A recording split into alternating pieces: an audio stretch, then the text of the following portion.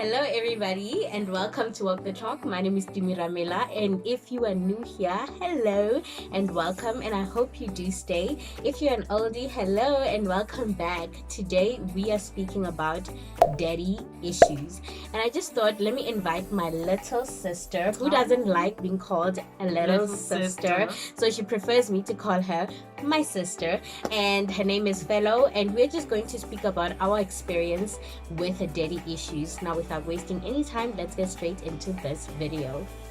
So we are going to start here, right? I'm just going to give you a little bit of a background because our dad actually passed away when I was 13 turning 14. Yes. And you were 8 turning 9. Yes. Yeah, so our dad passed away when we were around those ages, and it's not that he was absent from the get-go. He was there. We grew up with a mom and a dad, and our dad passed on when we were around those ages, and obviously that caused a bit or a lot of daddy issues. Yes. And we're just going to dive into that today. First of all, I just want to speak about how does Father's Day make you feel? Well, to be quite honest, I don't know because I've never celebrated Father's Day. Sure. Honestly speaking, I've never celebrated any Father's Day with my dad. Yeah. I was very young. Yeah. So I just don't know how I feel on Father's Day. I just post pictures, of me and him, but then as for celebrating, you've never. Me too. I've never really celebrated Father's Day with our dad, but for me, Father's Day is one of the days that I dread Father's Day, simply because it's painful. Yes. For me, it's very painful because even though that was over 10 years ago, I still feel the pain, the same effect even today.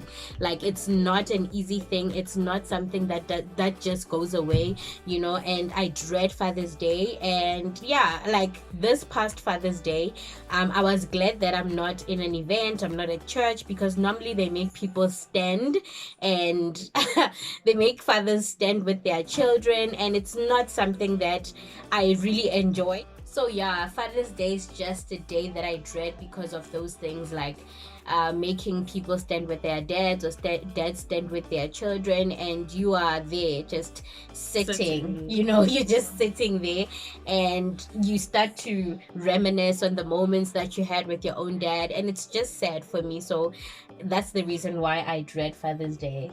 I think I also dread because last year I was in a taxi on my way to work. Yeah. And I remembered, it's Father's Day. So I was scrolling through my pictures, looking for my picture with him. And then I found this picture where it was my birthday. I was turning 2 years old. I tried posting that picture, and then tears started falling. Yeah. They fell. I was crying. Yeah. So Father's Day is just a sad day for me, honestly speaking. Yeah. It's very sad. And I also have this experience where I was in a taxi, right? For some reason, the song Dance With My Father makes me sad, and I was in a taxi this one time, and it was Father's Day, and they were playing that song, and I cried, and I couldn't even speak. I cried to a point where I couldn't speak, and people next to me were trying to find out what's wrong. They were giving me tissue, but it's just one of those things that I really, really sad. And what makes it sadder was that we only have a little memories with him. True. Because he was a bit older. He was an elderly man, and we were young, so we even playing outside was never our thing with our dad. Because he was an elderly man. He used to run his errands, do his thing, watch TV, you know. So man. So I just wanted to ask you, what kind of daily issues did you have after our dad passed away? Because I was really young, I don't think that I ever took time to introspect. And see what issues you actually have. Well, for me, I will say that because I was 13 and just getting into high school, what happened was that I started dating after dad passed away. Before, I knew there were boys, I knew there were guys, but I didn't pay attention to them because I had my dad to come back to. He always helped me with homework. I always spoke to him about issues that I had at school with people, and he was always there in that way. But I started dating after dad passed away, because I wanted to fill the void, that emptiness, that, oh, there's no male in my life. I wanted to fill it by dating. And then I started dating people my age, and it didn't work out because we're the same age and whatever. And I started dating older guys. Like, when I say older, I would be like 17 and the guy would be like 20, 20 something, just for me to fill that void, thinking maybe they're mature and they will replace my dad. But the thing is, your boyfriend can't be your dad. The thing is that, like, your boyfriend can't be your dad. It's unfair, first of all, on him. And secondly, like, nobody can replace a parent. Like, nobody, not even like an aunt or a stepfather, nobody can replace the love that, like, your dad or your mom has given to you. But in this case, nobody can really replace what your dad was to you when he was still alive or when you were still around. My second question is, like, how do you now, or even then, how did you perceive men in general? Like, because you grew up in a household full of women. Dad was the only male. So how did you perceive, or how do you still perceive men up to this day? With me on my side, I always bring up this thing of saying that I was young. Honestly speaking, I was very young. So I didn't take things like serious. Like, I was just a child. Do you ever have that comparison thing, like when you're meeting a guy or with your boyfriend? Do you ever have that comparison thing?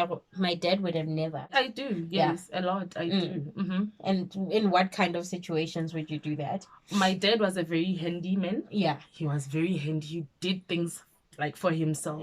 So if my boyfriend doesn't like do anything, or like a simple thing just to fix like a door handle, and I can do that, it's something else. Like, I find like very... my dad would have been able to do that. My dad did a lot of things. He fixed phones. He like did garden. He did a lot of stuff. So like, you also do compare. Like, I do as well. Well, I did, until I realized that, you know what, everybody's different. You can't just compare your man to your dad. Anybody because your else. Man is not your dad at the end of the day. And even if your dad was able to do some of the things, but your man is not your dad. Linda had that thing where I was just like, but I didn't grow up in a household with gender roles. My dad would cook, my mom would fix the curtains or whatever. My mom wakokotela di pikiri, and my dad would be baking in the kitchen. Exactly, they baked together. Exactly. But I had to get to a point where I was just like, girl, no, this man is not your daddy. Like, he's not your dad at all. So you need to accept people for who they are. But those are the kind of issues that are brought up when you have daddy issues. And even if you don't have daddy issues, generally some people compare their partners to their dads, and that's in my opinion wrong, because your partner cannot be your dad. Like, that can happen, sis. That can happen. And my next question is, like, how now that you have a child, right? You have a child. Do you sometimes want your partner to treat your child the way your dad would have treated your child? I was a spoiled brat. Yes, you are. You still are. I sat on my dad's lap until I was in grade 4, like 8 years old.